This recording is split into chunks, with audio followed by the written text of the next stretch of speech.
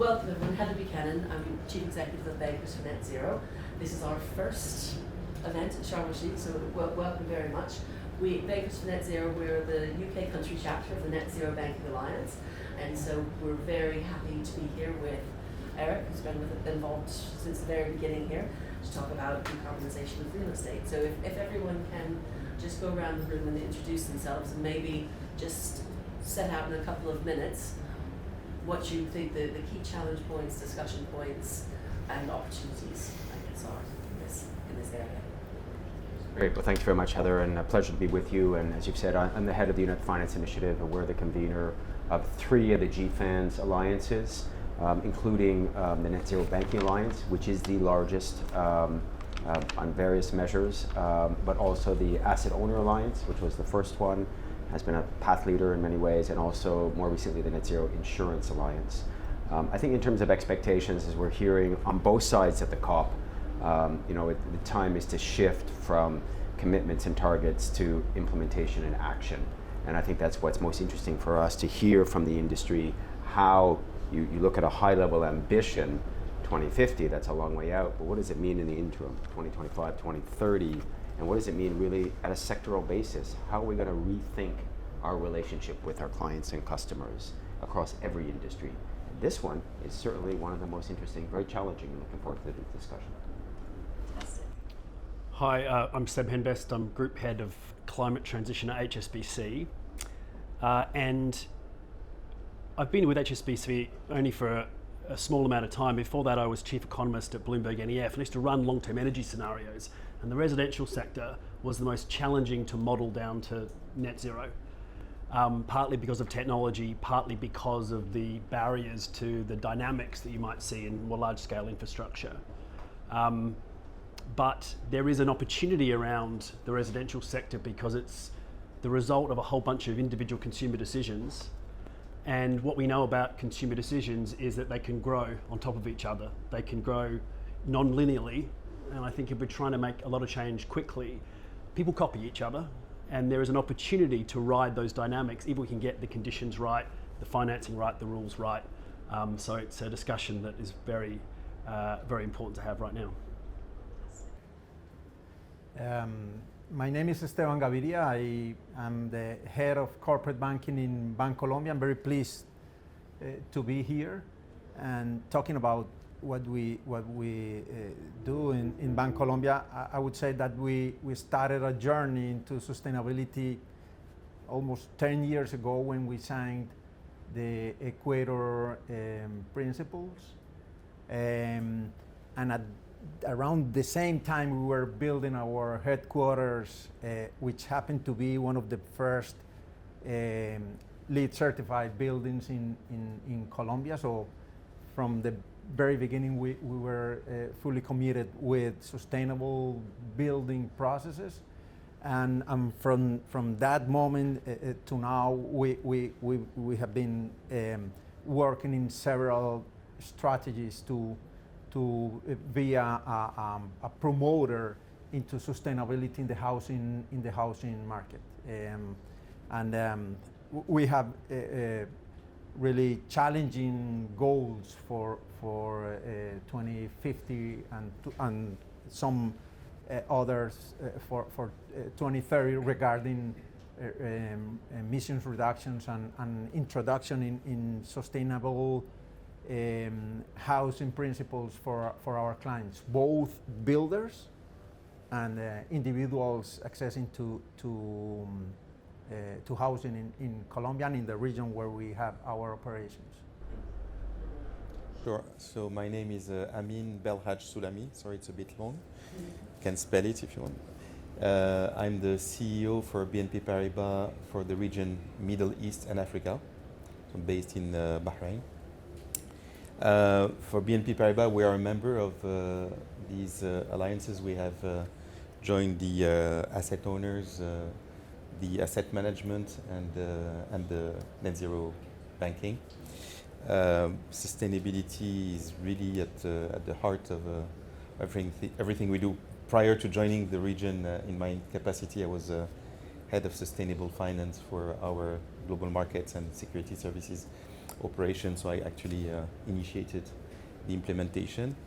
And I think also we are a little bit unique as a bank in the fact that we also have a real estate arm, which is a very important actor in the real estate sector mostly in Europe, but also throughout the world, with the development and management of buildings. So it also gives us, in addition to the, I would say, traditional banking, a more physical approach to real estate. So clearly, real estate is one of the major contributors to carbon emissions, and so we believe that acting on mitigation, reduction emissions on all the dimensions that we can touch on is a very important thing to do, and commitment that we have.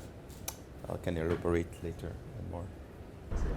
Well, I mean, certainly within just from our own experience within the UK, housing and the housing stock is one of the biggest challenges we have, and the level of cooperation and coordination that's required not only amongst financial institutions but also amongst industry in terms of getting the supply chain up and running, and also from government actually getting the right signals is challenging, to say the least. And so what do you think within your own institutions, what strategies can banks employ to help support their customers? Because, I mean, is it just that you incentivize with a green mortgage, or is that not enough to really turn the tide in terms of the investment that's required, and behavioural change that's potentially required for that? Well, I think the money's available. Everyone's keen to do these sort of products, and at HSBC, we have green mortgages, we have energy efficiency loans, we have electric vehicle loans. There's all these products, and I think the uptake of them is challenging, and the data side to be able to make sure they're robust, make sure that we know what we're measuring, that we can verify it, that it's transparent, is also really challenging. And you've got to solve a lot of things at once. So I think at a product level and a financing level, the money's available, but you need to be able to do that whole ecosystem of things. And I think if you think, how do people make these choices? Because it is a consumer choice. Well, they need to know what the options are. And I think there's a real challenge for banks to be able to market those options in an effective way. And then they've got to want to do it. And so the barriers to adoption have got to be low. And that's a cost thing, but it's also a disruption thing. I mean, I'm about to renovate a house, and I'm thinking, what sort of energy system am I going to put in? Now, I do this for a living, and I don't know. I've got to do a lot of research, and if I'm not really committed and interested, I'm going to find the lowest friction route to doing that. And right now, the lowest friction route is probably what I've already got. Now, I'm not going to do that because I want to do better than that, but maybe I'm incentivized slightly differently to the general public. So I don't think it's an issue of the availability of finance, availability of products. I think it's an issue of the rules, the transparency, and the making it a seamless, smooth experience and set of choices for a customer, and also for the bank, so it's low cost and easy to administer, which is a set of issues there which I think everyone would be familiar with. In our case in Colombia, I would say that even though we also have a fairly strong value proposal for both builders and individuals connected with sustainability, I think our major objective is to increase awareness in builders to understand the impact of their activities and how to reduce it while keep on growing. And from the customer perspective, the country has a building sector, a housing sector, which is majorly concentrated in low-cost, low-income families housing projects, and in that segment, a situation in which high interest rates, high inflation had an important impact in availability of income of these households to have access to housing, and a very strong dependence on government subsidies. So even though the solutions are there, and there's a good evolution in awareness from builders. There's a lot of matters to be solved in order to keep on building awareness in clients, but at the same time solve a social and economic situation in that segment by which income, even though they might want to have access to a sustainable housing solution, they just have to solve the basics regarding income available to have that access. In that situation, all the other positive outcomes of sustainable housing solutions are important, but not enough to assure that the customer side becomes also a lever to increase the process within the country. And to solve the situation, for sure, talking about bundle finance, there's a matter of private, public, and government action in order to overcome challenges that we are facing right now. And it's something in which we are fully committed, but it requires the intervention of all the different participants in the market, and that's something we have to keep on working on.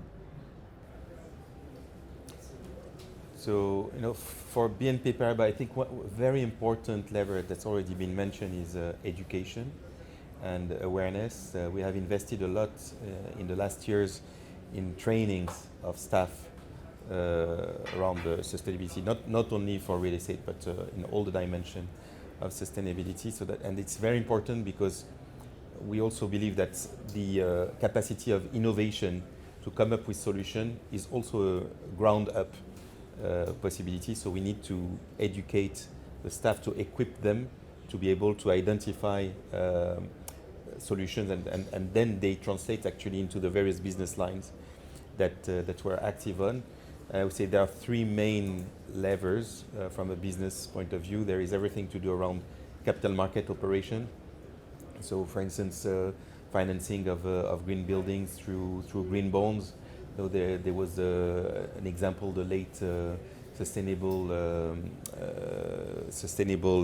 linked bond that we did for L&Q in the UK. It's a large 300 million pounds bonds with targets that are at the same time on the environment and social. So that's the first dimension. The second is all around mortgage, as mentioned already. So including criteria to improve the real estate quality linked to mortgage. And the third one is linked to something which is peculiar to us, which is this BNP Paribas real estate dimension, in which we have a set of objectives to reduce our own emissions in our own buildings, well, offices, etc., but also the ones from the development projects on which we operate or where we manage them. So there's a whole set of objectives there. So those are the main three dimensions that basically incorporate objectives for real estate emissions reduction. And Eric, obviously, you guys said, UNEPFI worked on the international level, and then a lot of this stuff filters down as we do within the country chapters to the national level. Where do you see that split between incentives and structures that has to come from the global scale versus the local implementation? I can speak to tomorrow is Finance Day, and one of the many activities, the NESPA group of banks will issue their first full progress report. And the alliance today is 122 members representing about 40% of global banking assets. Many of the major UK players, through your work, are very much involved and leaders in many ways in that. Their progress report, out of that 43 who were the founders were required to issue their first targets by this date. They have done so. Another 19 have also done so ahead of schedule. So this report will analyze the types of targets that are being set. In the real estate sector, I believe it's 34 of the banks have set targets, which range from and this is for 2030, it ranges from a 7% reduction in emissions across the portfolio, real estate portfolio, to 76%. So it's a very wide range. It's wider than in any other sector, which tells you obviously there are many different types of banks with many different types of portfolios, and I think the reality is some of these portfolios you can reduce emissions much more quickly than others, and on the whole, real estate is very challenging. The average of these targets is actually 44%, so it's a lot to do by 2030, as you all know very, very well. Challenges, well, at the macro level, there's a lot of regional differences. So some markets are much easier to do, and the information in terms of pathways are much clearer than in others. Mostly this is focusing on scope 1 and 2 emissions, which is where you start, but there's also a realization that scope 3, which is basically embodied emissions, that will start to become a bigger factor. So essentially the building materials being used and what are the embedded emissions in those. I think one thing that I like about the real estate, and I'm not an expert, but working with investors or lenders, it's much more tangible in many ways than in many other aspects of climate action. And so you can get a feel exactly your story of what the options are. You have a good feel for it. At the same time, you acknowledge it, particularly as a lender, you don't own the household. You don't take the decisions for the household. It's how you help, how you facilitate the households take decisions. And the information often isn't really there, which is a question I would have, because the idea of energy service companies, or that is a space that's been growing for years. But we hear many stories exactly of yours, which is, I don't understand my options, or I don't understand the economics of the options that I have. And so I think we have to agree that there's a lot more to be done, and of course underlying it, the data, a lot more data standardization will be required, and there's some important steps being taken, including in the UK, on trying to get a better notion. How do you link in energy or carbon intensity with credit risk? Is there a link? Is there a rationale for applying different incentives or different forms of risk weighting? It's still early days. I think there's one of the issues in Florida, as some people would know, is a bit of a test case, unfortunately, today, because we're watching a very high value real estate market, which is hurricane prone. And there are multiple factors, one of which is insurability. And what happens where we have commercial insurers and reinsurers who decide that they can no longer operate in the market, what is the ripple-on effect to housing values, to access to finance, to the whole industry, essentially? There are some stranded assets sitting in markets like that, and do we have the tools to properly understand that? I think, once again, serious work is being done, but I think the answer is probably no, or it's a work in progress. Absolutely. And Sam, you mentioned the money's there, there's lots of money. What do you foresee as the barriers for actually financing these things? Is it just demand, or is it the inability to properly kind of measure and invest in new technologies because we don't have the clear market signals? Where do you think the bigger challenges are? Where do we need to get better? Well, there are some operational barriers from a borrower's perspective and from a lender's perspective. There are some fundamental technology challenges. I mean, you think about the vectors of decarbonisation for the residential sector, and you've sort of got two options. I mean, a third of emissions from the residential sector, and I'm only talking about direct emissions, not the emissions from driving your car and things which are kind of associated with household choice. But a third of those emissions are from heating globally. It's a very much a Northern Hemisphere challenge. But you think about what can you do with heating? Well, you've got two options. You either change the molecules that you're burning or you electrify. And none of that looks great right now. Certainly you've got no molecules choice unless you go to biomass, and some parts of the world are doing more of that. Some countries are doing more of that. Otherwise you've got to electrify. And then you're talking about heat pumps, air source, ground source, predominantly. You can do water source as well, and heat pumps, when we did the economics of this a while ago, this is a few years ago, so the current gas price might change that, but they were nowhere near competitive with gas for heating. They were competitive with oil, so if you're still running oil, it made sense. The economics worked. Okay, so the economics broadly are difficult, and the volume of deployment, 10 million heat pumps get sold a year. By 2030, that needs to look more like 50 million. Where is that scale come from? Maybe that scale brings costs down. But while you've got high cost, you've got a huge barrier to uptake. because people are having to pay a lot more up front for the unit of heat that they get. And then they've got to re-engineer part of their house. Heat pumps work at much lower temperatures, so they require higher surface area radiators. You've got to change your radiators. And all of a sudden, you're doing a renovation when you're not just changing a piece of kit, you're not changing your car, you're not just putting some insulation in, you're not even putting PV on your roof. All these things are sort of additive and exogenous to you're actually changing the structure of a house. That's pretty tough. So there's a huge barrier. Not only are you paying more, but it's hugely disruptive. And I think that is the really big thing. If you can change the cost equation so that the economics work and it looks like a no-brainer, then I think you're going to get people are going to, perhaps naively, go for it.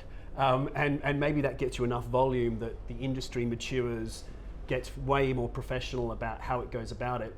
But there's a lack of installers, a lack of professional service around the industry as well. So you combine sort of the technology side with the education side and the knowledge side for consumers, and you've got some really material barriers on the uptake, which are solvable, but they need to be solved quickly and in a homogenous way. You can't have a million different standards popping up or all these complex policies popping up. How do we do that simply?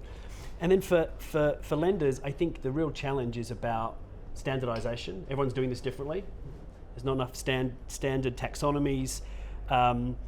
There's no agreement on what constitutes a green building in terms of the types of projects that might get done, in terms of use of proceeds. How would you classify something as green is difficult. And then verification, like how do you know someone's done it? It's the same with larger projects, but it's a problem with households because there's so many of them.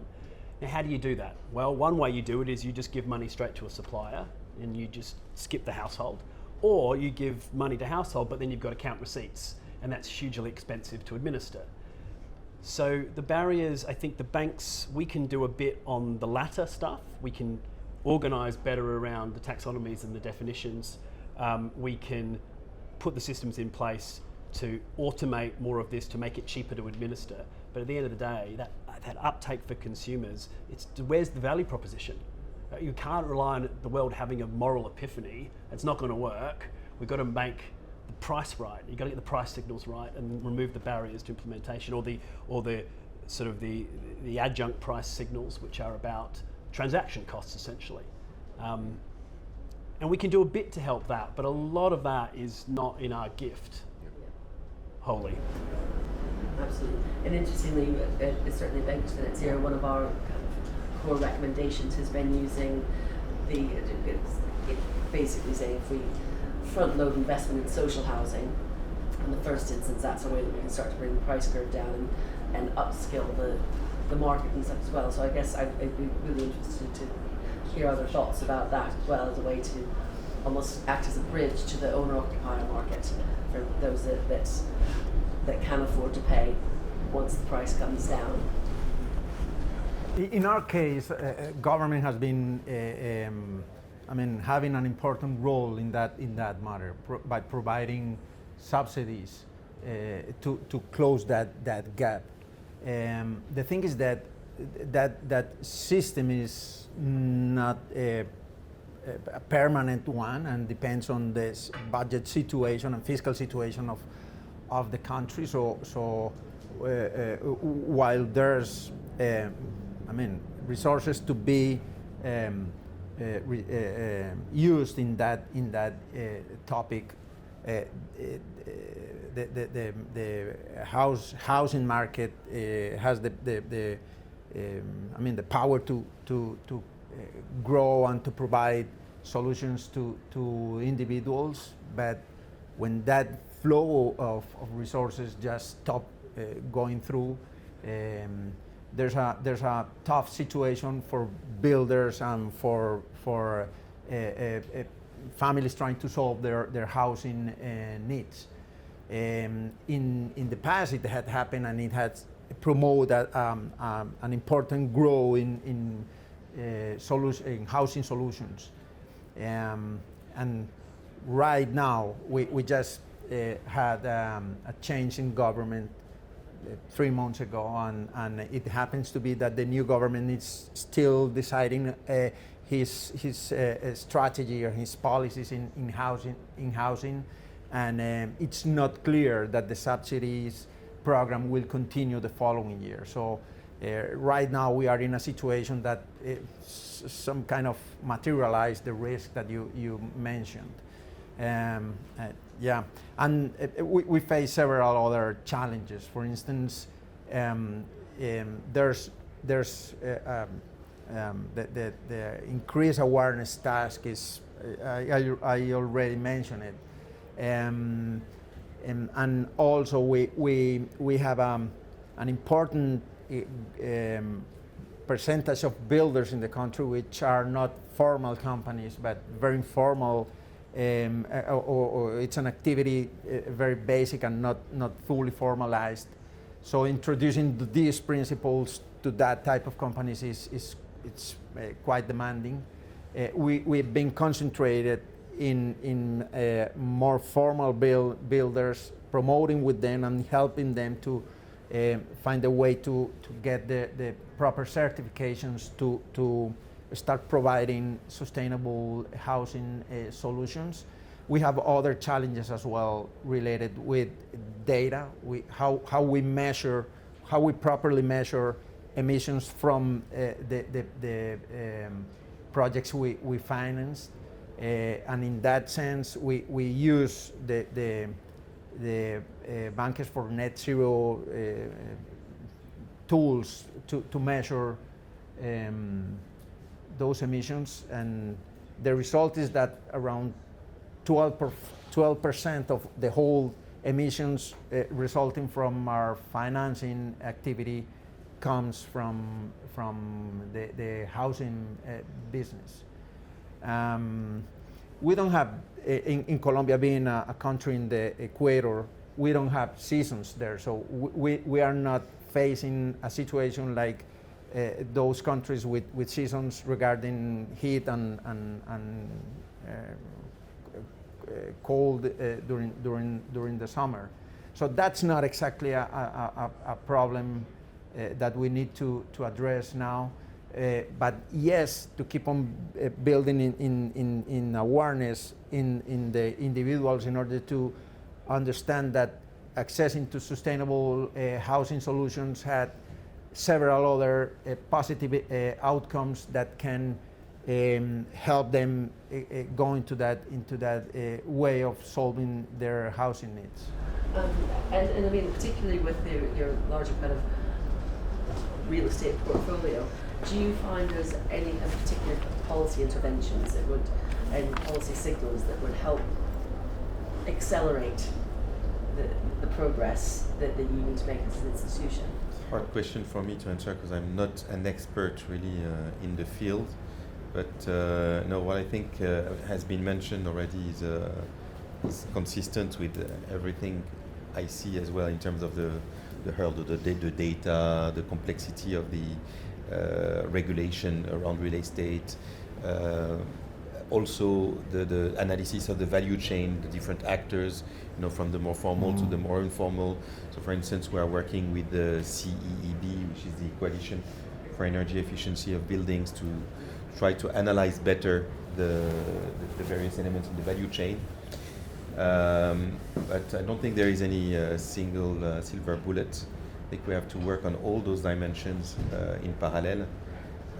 There is a bullet. It may not be a silver bullet, but that's right now. If you want to go try and understand the energy efficiency of a building, there's a very small number of places in the world that actually collect that information and organise it in a way that makes it useful.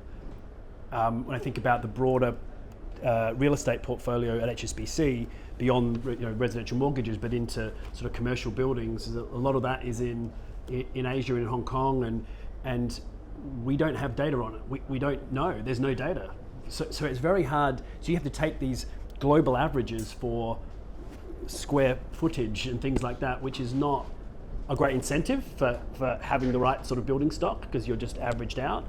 It makes it very hard to measure your financed emissions for the sector, but also at a retail level, if you don't know, if you don't have any basic information about a building, it's very hard to create a baseline to then measure the green lending that you're doing against a baseline. And there's one, I think in the UK, someone correct me if I'm wrong, but I think in the UK, you can, with the agreement of of the borrower, you can get at some smart meter data, which can help you say, just to establish a baseline before and after an intervention, and go, okay, well, that's pretty useful. So smart meters, I mean, it's been a while since they've been really in vogue, but they do really help this sector.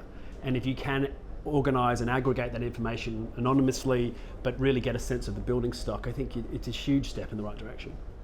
It's interesting, I believe they've done that in the Netherlands at scale, but it did take an act of parliament to get it through. But where there is a kind of repository where you can get asset level data that you can then kind of measure along the way. And I think this is a theme that comes up time and time again. It's the data theme, isn't it? Mm-hmm. And I guess from our perspective, again, one of the things that we're doing is with an SME project is how do we start building that data from the ground up, because everything so far has been top down and we're using averages. And so if we can start really building and using the banking sector and the fact that it's got such a reach with SMEs to build that data set up, we hope that at some point those numbers will start to come together and we have a much more accurate picture of where we need to be. So we're just about out of time here, so I'm just going to go for a brief round the room. What do you think the biggest opportunities that we've got in this sector coming forward? So it's the end of a high point. I won't go first. Okay. I defer. I think right now we have to distinguish between the existing buildings and the new build. So I think on the existing building, the emphasis has to be on renovation and emission reduction, for instance. And there are many techniques, including, for instance, the use of digital to fine-tune electricity usage, different parts of the day. Actually, I'm experiencing this myself with solar panels and seeing when best to use some equipment during the day. And for any new build, we have to really incorporate from the conception and the construction stage all the techniques that exist, including in the material, the reuse of material, and from inception, thinking of the recycling of these buildings over time, for instance. So there are a lot of opportunities there, and if I'm correct, I think we have 80% of the existing buildings are the ones that are for renovation, but there is another 40% between the retired building and the 20% that have to be implemented between now and 2050. So that gives you the scale of the opportunity. I would say that the major opportunity is to increase alignment between different actors participating in the housing market, borrowers, lenders, and in our case, as I already mentioned, I think that the government policy is a very important one. In Bancolombia, we are fully committed in providing financing to builders to help them increase their level of knowledge related with certifications. We are providing incentives in terms of interest rates to builders when they build projects, sustainable projects, but also transferring some incentives in terms of financing costs to individuals when they buy a housing solution with sustainable certification. So at the end, it's a matter of alignment and creating the right incentives for different actors to act upon a collective objective here. So the challenging thing about houses in particular is, unlike other small point sources of emissions, for example like vehicles, it's very hard to go upstream to find points of intervention. So with vehicles, the way you do vehicles is you look at manufacturing and sales and you go, well, if you change that, you change the vehicle stock over time because they replace very quickly, and houses don't do that. So you've got this really, really big challenge with existing stock. So yes, new build is important, but if you can't solve existing stock, you don't solve this. So I think on the existing stock side, the silver lining here is that every survey that's done right now that we've been involved in has very strongly suggested the appetite for products that can help households increase their energy efficiency, reduce their emissions. And I think that appetite needs to be grasped. And I think that's the real opportunity right now. There's lots of barriers, but people want to do it. So how do